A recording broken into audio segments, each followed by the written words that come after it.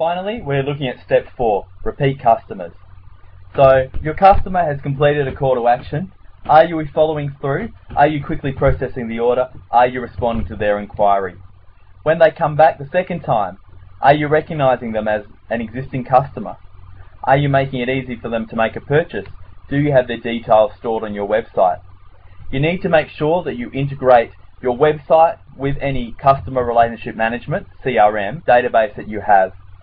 Are you making sure that you link through from phone calls that people make or orders they make through traditional methods with your website? You need to be able to make sure that you measure the various types of sales that are coming through your online and offline methods. Following through on your call to action.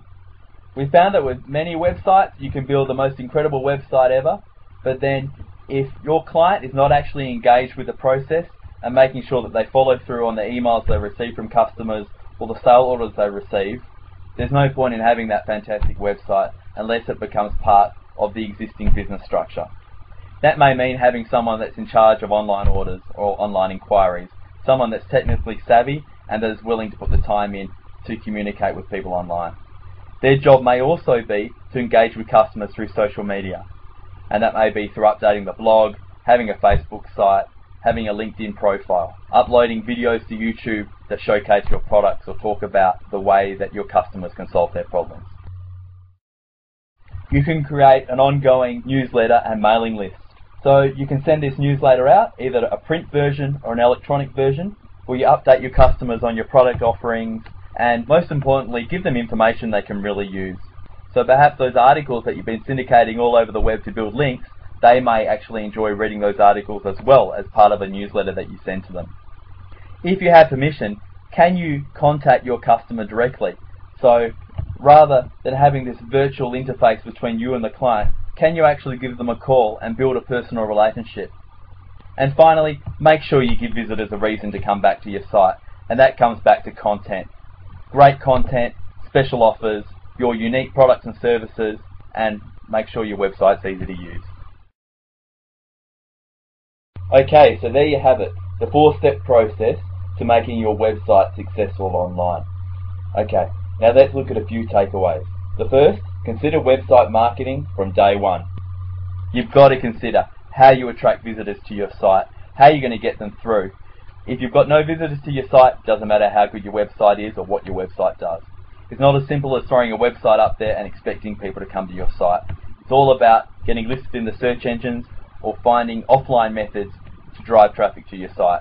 Building search engine ranking is all about having fantastic, free and unique content, and it's also about link building, making sure you get links from other sites back to your website.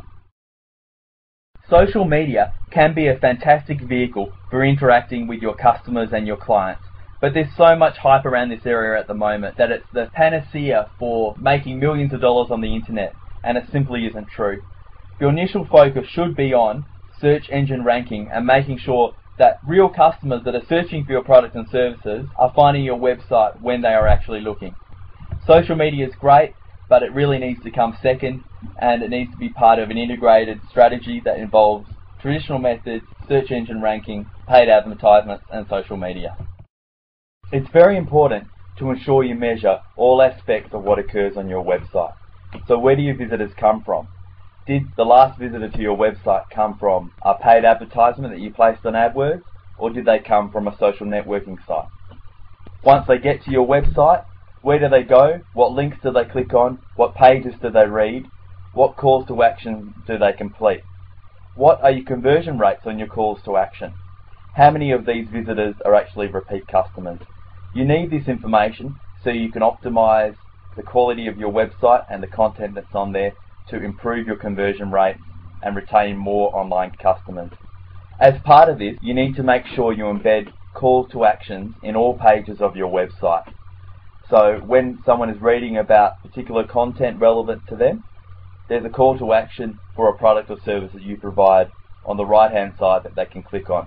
You make sure you have multiple calls to action across the top of the page, down the side of the page, at the bottom of the page. Make it easy for them to complete the call to action. And finally, you need to make sure you have the processes in place to follow through quickly on any call to action or interaction with your customers that occurs. So if they send you an email or if you have a completed call to action, you need to act on that very quickly. People expect things to be done on the net a lot faster than in traditional methods, and you need to make sure you have the processes in place to support that action. So there you have it, the 4-step process to Internet Marketing Mastery.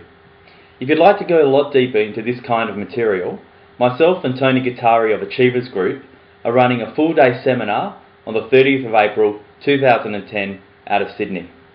If you're interested in learning more about this course, please browse to the Achievers Group website, achieversgroup.com.au, and from the website you can sign up for the course and also read more about what the actual content will be. Thanks very much for listening, and please tune in for the next episode of Internet Marketing Mastery.